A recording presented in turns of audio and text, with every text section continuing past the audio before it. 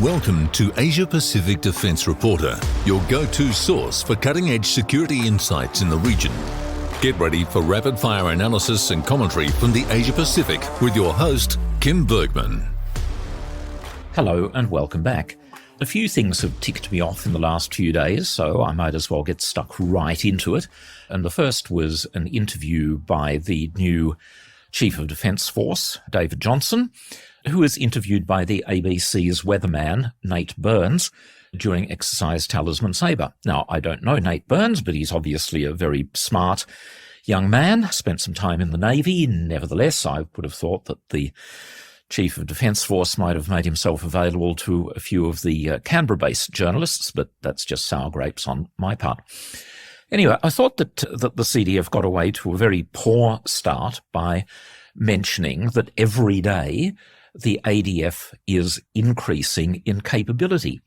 And I thought, where, I wonder? Because if we look at the services, Navy is currently shrinking from 8 Anzac frigates to 7, and in the not-too-distant future it'll be down to 6. Both of our large supply ships have been out of commission for months, and one of them, my spies tell me, might be out for a very long time indeed. The Arafura offshore patrol vessel numbers have been cut from the original 12 down to 6. Then in 2026, less than 2 years away, 1 out of 3 air warfare destroyers starts a major refit that will probably take 2 years, and the first of 6 Collins submarines begins its life of type extension program, and how long that's going to take is anyone's guess, could be up to 3 years. The Hunter-class frigate program is moving, but moving slowly. So I'm not sure that there's the capability increase there. I mean, just on those raw numbers, Navy is going backwards. Now, it gets worse. The Air Force, which seems to be in the best shape of all 3 services, will finally receive its last 9 F-35s. I've reported previously that they've been held up for more than a year. Anyway, I don't know when, but that's already a year late. Peregrine, the 5 electronic warfare aircraft, that program looks to be 2 years late. I've mentioned that before. No announcement from Defence, no announcement from the government, but that's the detail that's contained in the budget papers. Positive, the first Triton uninhabited aerial system, these huge things about the size of a 737, has arrived, and another 3 are under construction, so that's good. Putting all that together, at best, this is a very modest increase in the capability of the Air Force. And remember, from this point on, they get nothing new for the next 10 years because AUKUS is sucking up all of the budget. Now, the Army. Okay, number of infantry fighting vehicles under Project Land 400 Phase 3 has been cut by the DSR from 450 to 129. And remember the asinine logic on that one from Defence Minister Richard Marles. Only 60 of these vehicles will fit on a Canberra-class LHD. We have 2 LHDs, and so we don't need any more IFVs than that, seemingly oblivious to the fact that ships can sail backwards and forwards and pick up as many infantry fighting vehicles as they like. Self-propelled howitzers, again another casualty of the Defence Strategic Review. The second tranche of those has been cancelled. 45 perfectly good Taipan helicopters have been scrapped, which are being very slowly replaced by Black Hawks. The Tiger armed reconnaissance helicopters are also on the way out, and there's a looming capability gap there. By the look of it, they will be retired faster and unnecessarily than Apache helicopters can be brought into service to replace them. On littoral manoeuvre, the program that Defence Industry Minister Pat Conroy is fond of talking about, Land 8170, for medium-sized landing craft. As far as I'm aware, the production contract with Austal has not yet been signed. I can't be 100% certain, but that's my understanding. Now, on the positive side, yes, for about $3 billion, we have 75 Abrams main battle tanks on the way to replace the even older 59 M1A1s in service. So that's a growth of 26 main battle tanks, plus we should get some additional engineering vehicles as part of the deal. And by the way, the 59 that are being retired, surely they should be going to Ukraine, even if the Ukrainians just use them as static artillery. Now, these main battle tanks, they aren't particularly deployable. It doesn't fit in with the philosophy of a, lighter, more maneuverable army. When you shift an Abrams at its full weight of, 58 tons, you basically need a company of engineers to go with them to put in reinforcing for bridges, and you need a fleet of fuel trucks to keep up with them. Now, during the just completed Exercise Talisman Sabre, journalists mentioned to me that they had seen Richard Marles ride inside an Italian Navy NH90 helicopter. An NH90 is the naval version of the Taipan helicopters that up until October or September last year Australia was operating. And I wonder, did the minister reflect on what a great helicopter he was riding in and then ask himself the question, why did I approve of the destruction of Australia's nearly identical fleet of 45 perfectly good Taipans? Do you suppose he had the thought, I wonder how Italy manages to keep their helicopters flying, but Australia could not? Italy, by the way, has about 120 Taipan helicopters in service. Now, a few of us have noticed a bit of pushback against criticism of AUKUS Pillar One that kind of is starting to look like it's a little bit coordinated. The pushback has come from the Chief of Navy, Mark Hammond, also the head of the Australian Submarine Agency, Vice Admiral Jonathan Meade, South Australian Premier Peter Malinauskas. I saw an interview with him, and he was providing the commentary along the lines, there's no plan B and we just have to all get on and do it. I'll come back to that. He was speaking specifically in the context, I believe, of the UK-built AUKUS sub, but just put a placeholder there. Now, with respect, this idea that it's somehow unpatriotic to ask questions about AUKUS or to be critical of it is just plain wrong for a few reasons, but probably the most important is that this is costing an enormous amount of money, and there has been no serious debate about whether this is the best way to secure Australia. For the AUKUS boosters, it just seems to be a given. Yes, we have to get nuclear-powered submarines because they are the apex predator of the sea.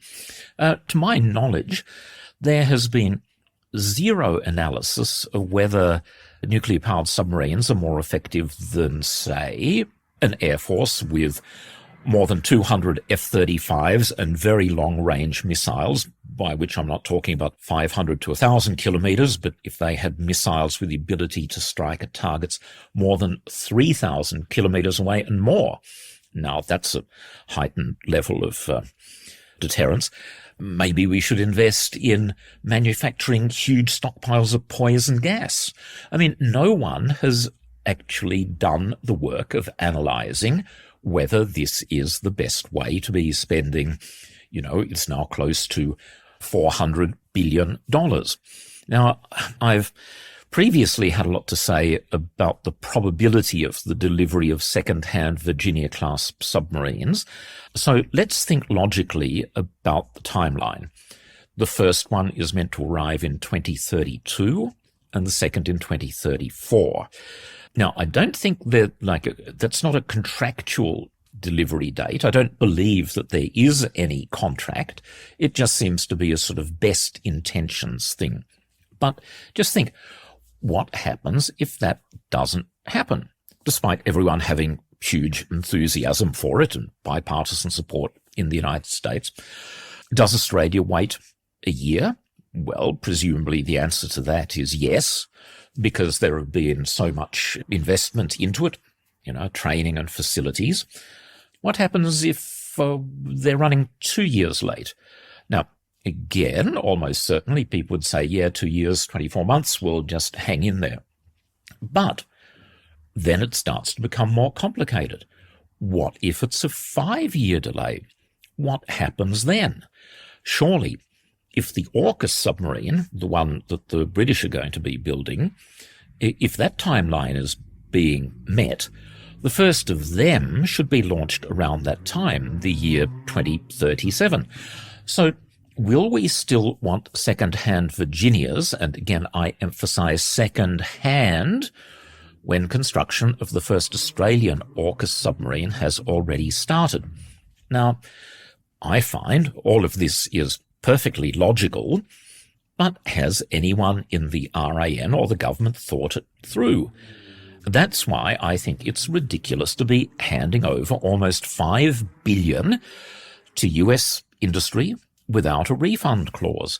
What if the US gets, this is another hypothetical, but a perfectly reasonable one, I think, what if the US gets to producing Virginia-class at a rate of 1.8 per year, when for Australia they need to hit 2.33, and then turn around and say, hey, Australia, that $5 billion that you gave us, we really appreciate that, but it wasn't quite enough. Can we please have another $5 billion to get up to the desired production rate? What are we going to do then? Now, as listeners know, I retain some enthusiasm for the idea of next-generation conventional submarines with air-independent propulsion, which look to be much easier and inexpensive to acquire and support than nuclear-powered ones. Now, this is obviously a huge topic, and I'm not going to try and cover it in like one 8-hour monologue. I'll just do small bits and pieces. But let's have a think about some of the fundamentals. Now, Prime Minister Scott Morrison said that by the 2030s, technology would make conventional submarines obsolete. And fairly much the same thing has been said by Richard Marles and a number of others, with vague references to conventional submarines being easier to detect when they come to the surface to run their diesels to recharge their batteries. Now, leaving aside the fact that nuclear submarines also come to the surface, or near the surface, occasionally, let's think about being easier to detect. Now, I'm not aware of any particular technology breakthrough, though I can't rule it out, but rather I think what people are talking about is that in the 2030s, with satellite surveillance and uninhabited systems and lots of stuff out there watching what's going on, coupled with artificial intelligence and image recognition software and airborne radars that are getting better, the chances of being detected increase. That's true.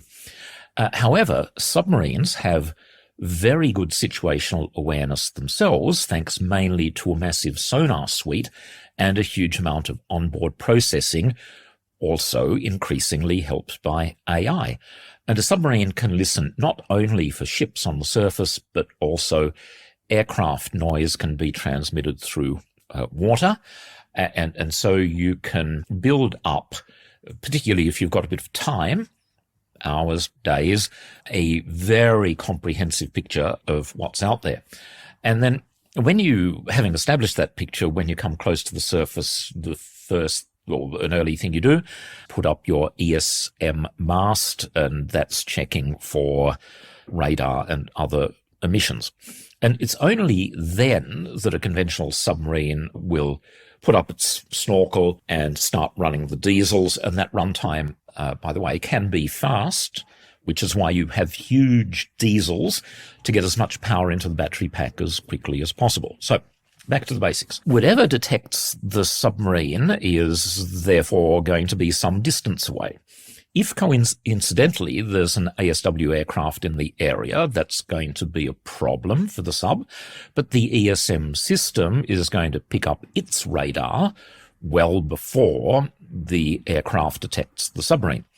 The nearest anti-submarine warfare ship will be many dozens of kilometres away, and any other warships in the area will probably head at high speed in the opposite direction out of fear of being sunk by the submarine. Now, my point is just a very basic one, and it's this, and that is there's a lot more to this equation than just detecting the submarine. It's what you then do about it. And with air independent, the conventional submarine could then, having run its diesels, remain underwater for 20 days, and an ASW asset isn't going to be hanging around for that length of time, particularly because even a slow-moving submarine can travel quite a lot of way undetected. Now, this probably explains why so many advanced nations in our region, Singapore, South Korea, Japan, China, Russia, India, Indonesia, are all continuing to invest in modern diesel-electric submarines. Anyway, I'm just putting it out there for a discussion, because defence and the government aren't doing this. As I've previously put out there, other questions like why not have conventional submarine resupply points at places like Exmouth and Christmas Island that vastly increase their time on station. And I know that people sometimes say, well, Kim, you've never commanded a submarine. No, that's true, but I know quite a few people who have, and I've been around submarine programs for, most of my professional life.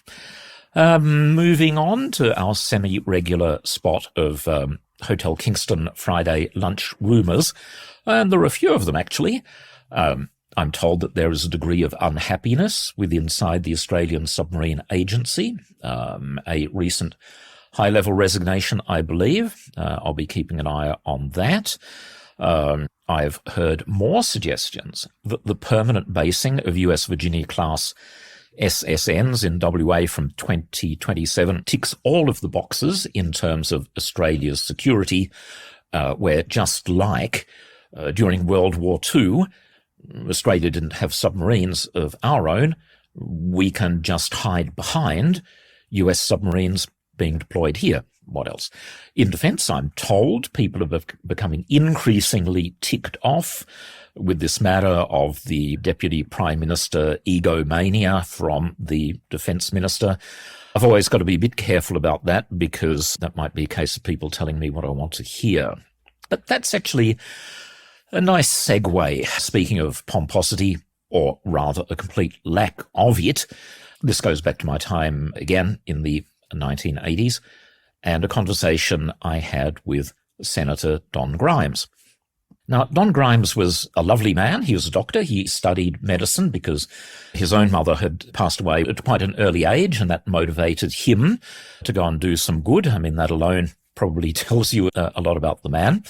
In 1983, he was made Social Security Minister, but ultimately his career was also cut short because of health issues. He was a genuine humanitarian and was interested in progressive causes, and I remember him chatting, I can't remember the exact occasion, with a few of us, and someone had remarked on the fact that he'd received an honorary professorship in recognition of his work, about which he was understandably pleased.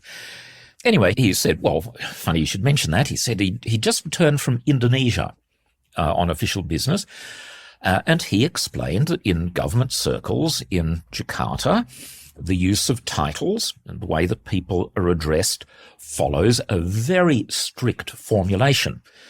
He told us that, first of all, it was academic qualification, then it was professional status, if appropriate, then one's political rank, and then military rank. And as he said to us, he said, so he was announced as Professor, Dr., Senator, Private Grimes. I still laugh about that. They were the days back when there was no pomposity and when a lot of politicians were just normal human beings. Thank you very much for listening, as always. Goodbye for now, and see you next time. That's today's Asia Pacific Defence Reporter. For more in-depth articles, expert opinions and exclusive interviews, visit AsiaPacificDefenceReporter.com. Stay informed, stay ahead. This is your source for all things defence. Until next time.